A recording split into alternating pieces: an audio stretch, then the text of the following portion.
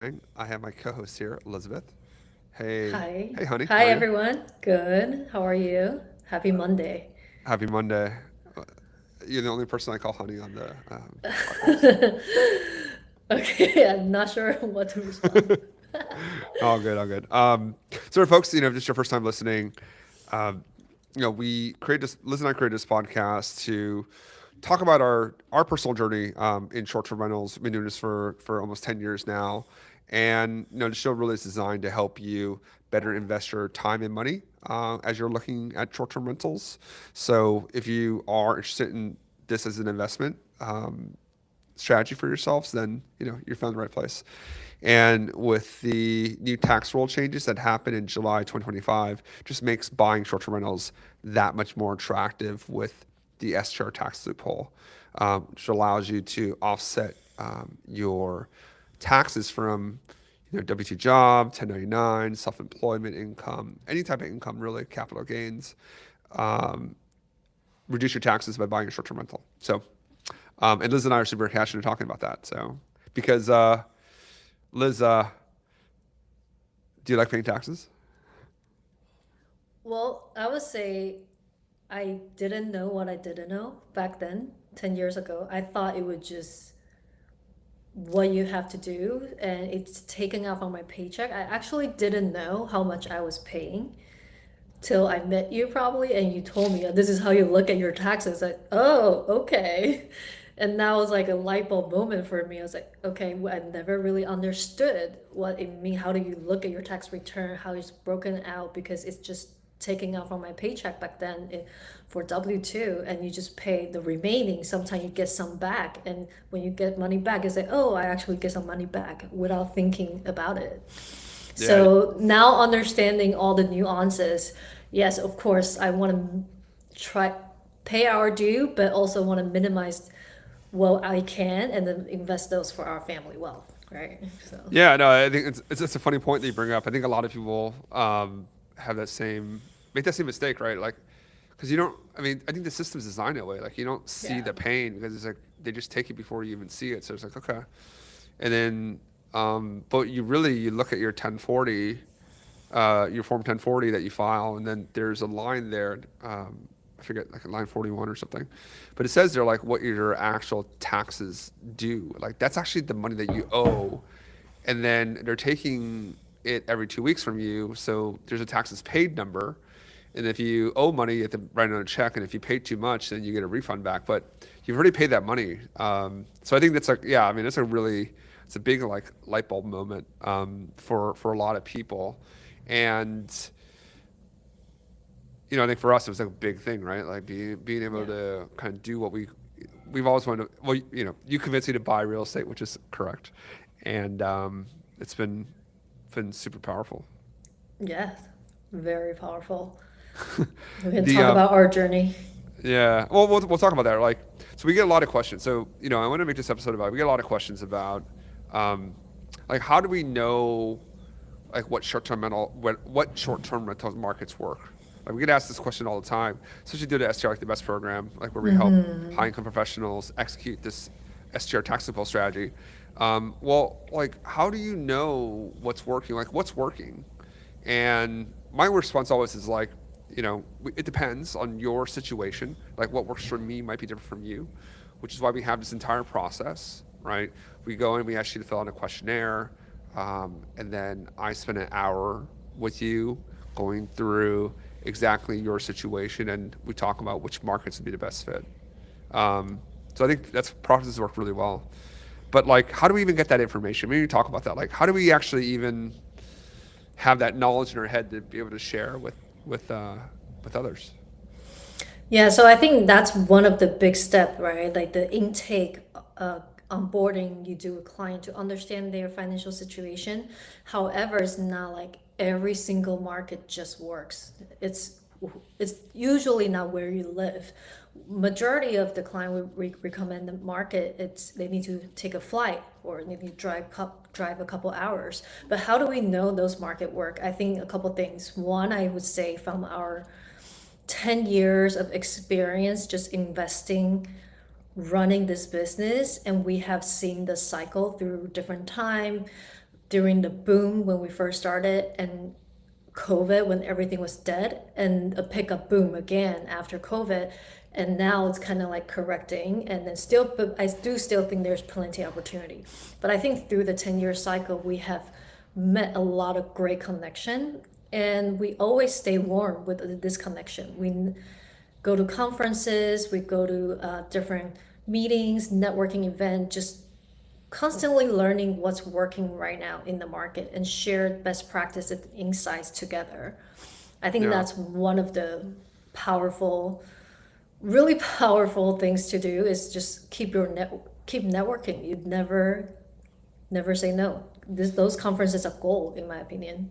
You Yeah, can no, really get some great informations. I know I'm leaving this Thursday for a conference Mm-hmm.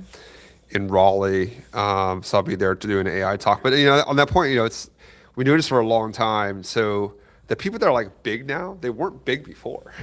Like the people that are like, kind of really big in the space, like Avery Carl, for example. Like Avery was actually our agent, or like you talked to her in like 2018, and she was actually the one doing the work. And I mean, this is like 6, 7, what is it, 8, 9 years ago now. Yeah, about 8 years. Yeah. Like we would call Avery directly. Yeah. So I do think a lot of time just like once you find something work and you like doing, you have to just keep it going. It's like how long, I think we talk about this, how long can you stay in it? And we never gave up. During the hard time, good time, we just keep pushing forward. And that's how you really build that muscle and connectivity and really get the inside information. Yeah, And I'm constantly on the phone with different brokers every single day. I yeah. would say Well, I'm on the call too. well, let's talk about that. I mean, it's a lot more systematic now. But I think that first one I want to highlight was like we've been in this for like 10 years now, and the people like we started with people when they were had much smaller businesses and profiles, and the people that have survived along with us have gotten built bigger businesses and now have bigger teams and bigger everything. But it's always like the people that you start with. You have their phone numbers, and you kind of just have a different level of sharing. And I think it's been really powerful for us as we just kind of navigated through 2, 3 different cycles in the space. Um, but I think how do I think about it? You're on the phone a lot with the agents. Yeah. Maybe talk a little bit about that. About just like I think it's not just that we have the connections, but we actually have real conversations with them, like direct conversations to understand what's working and what's not. So we want to talk about that a little bit. Yes, and I think for me, I enjoy doing that because for me, it's like I'm doing this not only for our own, I like it, that's first thing. And second is like, I want them to be successful. When I pair them with the right client, I want them to be successful. So this work is really important upfront for me to understand the nuances of each market, the regulation nuances, or how in any potential any other potential opportunity I'm not seeing, not understanding what's the best budget before I match clients. So when we send the right client over, it's actually they are ready to go. They can have the most productive conversation, and I can really be part of that success. And we Yeah. shorten that timeline and match them with better opportunity, really. Well, yeah. I mean, like it's that efficiency part, right? We don't The want to. efficiency, yeah. Yeah, we don't want to introduce people like to each other that aren't good fits, right? If you have a $500,000 budget, there's certain markets that you're just not going to be competitive in at all. If you have a bigger budget, you want to invest like $2 million, for example, and you have certain criteria, then the other markets are going to be much more suitable for you, right? So I think that matching part, which you and I spend a ton of time on, like you do a lot of the background work, and then we have it into our process, and then me doing discovery and talking with the clients and figuring out like what exactly the right fit has led to really good results. But maybe just on that too, like maybe just talk. I mean, I think we should dig in a little bit deeper here. Like, what do you ask them? Like, how do you understand what's working and what's not working? Like, maybe just talk a little bit about that. Yes, so I actually just got off the phone right before this podcast. I really, for me, any new market I'm learning, I know there's a short-term rental presence, but there's a lot beneath that, right? So first thing I want to understand is like regulation landscape. Just give me a lay of the land. What's the regulation like? Is soft regulation, hard regulation, strictly enforced, not strictly enforced? So we can be informed on that front. Because if it's a really difficult market, likely the client will have a really hard time to be out of their comfort zone in the place they've never visited. So you need to find that right balance of a market that's open enough, but also not, it has the right amount of regulation to pair with, so I can pair with the right client over there, right? So that's the first thing. And the second is what's the right price range for that market? Every market is really different. What works, price range work for that market can be completely different from the other market, right? If you want something by the beach, then your budget needs to be certain level. Maybe it's 1.5 or above. You need that kind of budget for the beach. But if you're willing to go a little inland, then that may be 750 to 1.2. So I need to understand all those nuances before I pair anyone over. And, and, and then also, I think also the data side, right? Like we use AirDNA, that's our preferred data source, but it doesn't tell you everything. You have to be able to, It doesn't you tell need you to know how to everything. interpret the numbers, right? So when you talk about that, I feel like that's like a really big part. You spend a ton of time on that. You and the team. Yeah, so AirDNA is a great place to kind of find comp set, but it's not always accurate. It's a data software, right? It scrapes data. So a lot of time we need to pair that with what's actually going on in the market. So we also work very closely with the agents on the ground. Do you know any property manager I can make connection with so I can talk to them to see, hey, or any revenue manager even. It's like, hey, this type of property within your portfolio, what are you seeing in terms of performance? And I pair that information with what's on AirDNA and also see the occupancy rate on the AirDNA. See, is there any more opportunity for me to squeeze out as a professional operator? And really just pulling information from different places and put them together, digest them together in the very easy to understand format for our clients. Because there's no one, it's not only one source. A lot of people think, oh, AirDNA is the only place we get data. How hard is that? There are multiple other layers that it goes beyond that when we do our due diligence process. Yeah, right. And so it's a great starting point, but it's not always right. It takes a lot of judgment too, and Yeah, a what lot of data actually, judgment. like what comps actually work. Like, is the data actually good? And a lot of it's just based. And I want to touch on the experience. For a lot of it's experience too. Like if you see something that just doesn't make sense, you're like, that just doesn't look right. Or sometimes conversely, where it's like, oh wow, this is really good. So because you look at so many of them, when something it really stands out, you're like, oh wow, this is really good comp, and this actually really supports this, and maybe it's a market inefficiency that people aren't seeing. We're able to leverage that on behalf of our clients. So the fact that we just you and the team just like are constantly like me, like we're all just constantly looking at it. We can see the outliers, right? Like, oh, okay, like this is good, so you should take this. Um, and then you know, I think also on the student side, right, where we have, without disclosing the number of clients, we've gotten a fair amount of clients that have engaged with us, and we help them buy properties. Um, how does that constant or consistent review for you, for the team, the data that we get, how does that help our process? How does it sharpen our sword?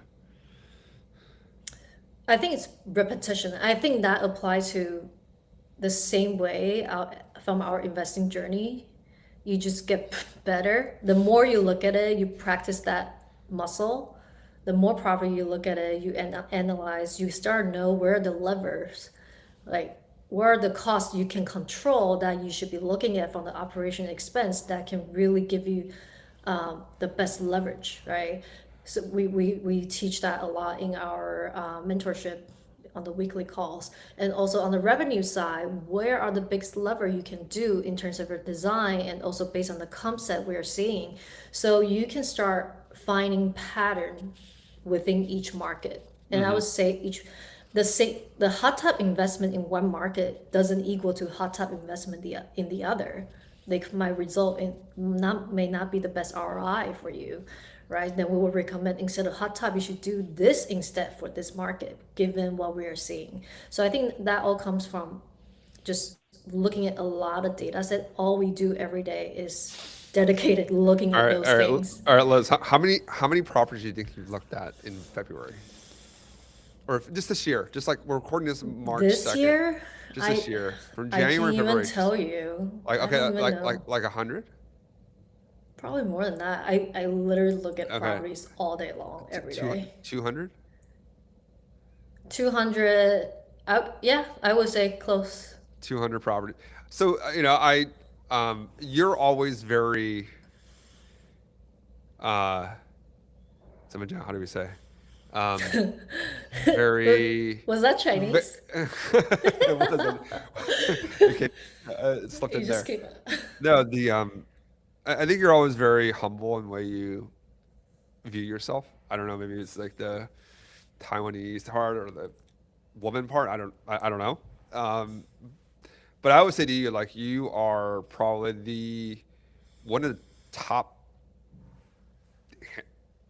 5, 10, like I would say 5 short-term rental experts in the US. Like there is no one, there are very, very few people out there that look at as much as you properties, has access to the data and to the network.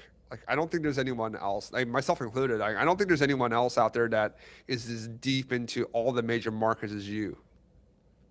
Thank you. I do.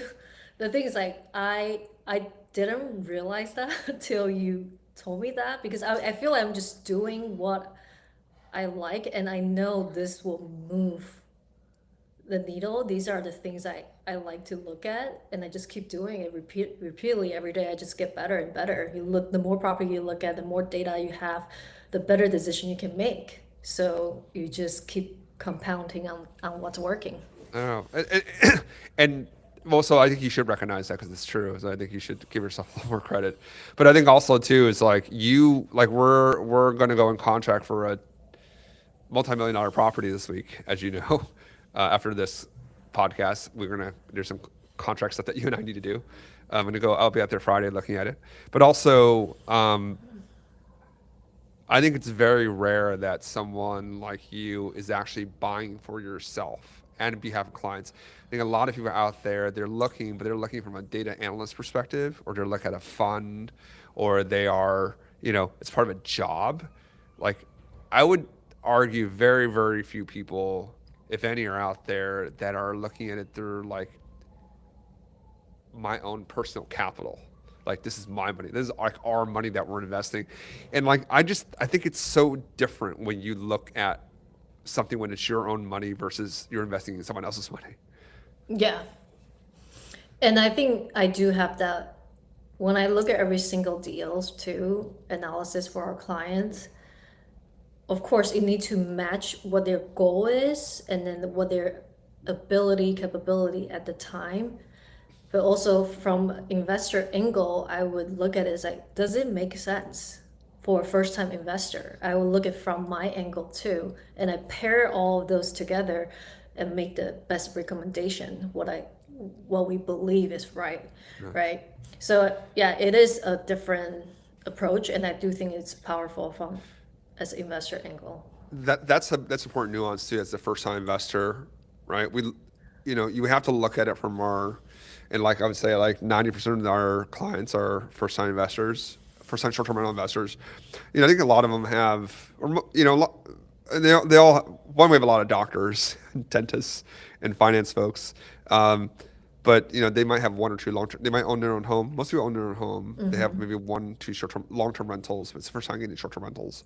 Yeah. And like, I think that's actually a very important distinction, right? Like we're helping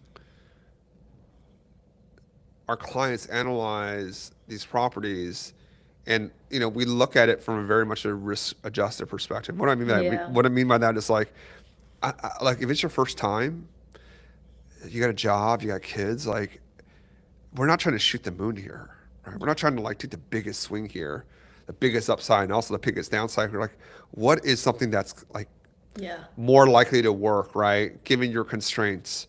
Because, like, people don't have 100 hours, 200 hours. They don't have all this time and money to go and like figure stuff out. Like, this has to kind of work, not out of the box, but this has to like a pretty defined path to working.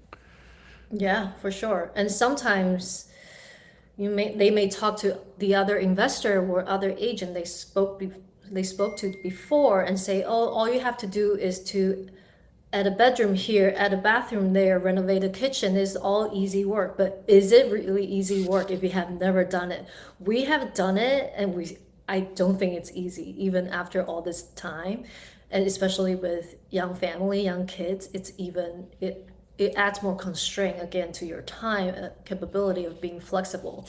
So all that need to be considered. Sometimes I do believe sometimes it's being underestimated, It especially does. for first time investor, and they got into something they didn't think they were ready for, to be No, fair. a lot. Yeah. And I mean, I've talked to a few folks that have had that before, where they, maybe had a different experience. They hired, another advisor to help them where there are two things that kind of come out. Like, one is the project's just too big and they can't do it themselves, and they have to go and hire a designer and do it, and then they struggle with getting there, or it's like too far, it's the project's too big, they end up having to have to hire like a designer and then struggle to meet their material participation hours. And two is like they don't actually spend the time on, you can create the property, but then how do you operationalize it, right? And I think that's where, like, for us, our team, so for us specifically, our entire Airbnb management team is in the Slack with you guys, with our clients. Like, every single thing that you don't know about how to operate short-term rental, like, we've probably seen it like multiple times. So, and I've seen that where it's like, they just bite off too much, or like they just, you don't know what you're getting into. So I think we really try to construct it in a way where it fits that client's goals and their capabilities and constraints. And then moreover, the work really starts once you go live, you get that first reservation. I think people kind of forget that. They're just like, oh, okay, I got a great property, like, I'm done. Like, no, like, that's just the start. Like, Yeah. that's like, you want to start the right way. You want to, have the wind at your back, but like, you know, you're pretty early in the race there. Yeah, then that's when the hospitality piece comes in. You're running a hospitality business now. Then it comes down to your marketing. Really important. It's all about marketing, how you show up online, your distribution online, how you manage your operation. Huge. All this need to be just right, the balance of those all. And on top of that, you got to do the perfect revenue management, right? So you're not sitting at 45% occupancy. How do we really have a strategy to push to that 75 occupancy or beyond? Yeah. So all those the puzzle need to all fit Right. together. I know, Yeah. and yeah, right. And that's two people that have like played this game for 10 years now. Like, we have all the people and the skills that, like, like that you'll need to, in order to have a successful short-term rental. But, but I think in the beginning, like, that you can all learn, to be fair. And it's like, not, you can learn it. Like, we have everything there, like, and everyone learns it. It takes time, you got to put the effort into it, but it's not, I wouldn't say it's rocket science or anything like that. But I think what is rocket science is what you do. Like, what is the hard part that, like, you can't just teach, right? And I think it's that market knowledge and selection, that property selection. Like, that's the hardest part, actually. 'Cause if you get that wrong, you can do everything perfectly afterwards. You're still probably going to struggle a little bit. Yeah. 100%. Yeah. So yeah, I agree. The initial screening, like getting to the right market, extremely important. And then most of the client we have is they live in high income taxes state or market, coastal, a lot of coastal, and it's not necessarily the best short-term rental investing market.